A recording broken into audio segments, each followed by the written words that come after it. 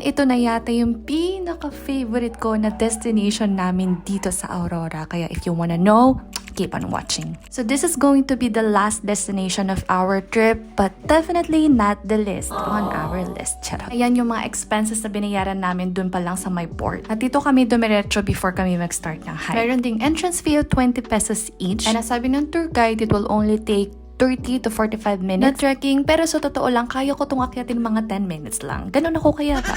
Charot. Pero in our case, mga 20 minutes lang natapos na naman yung trekking. At ito na siya.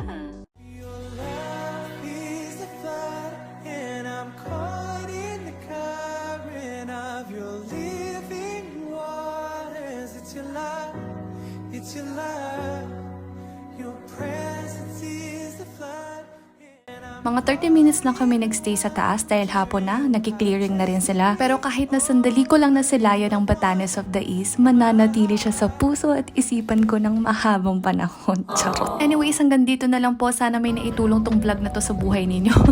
Thank you so much for watching. Please like and follow.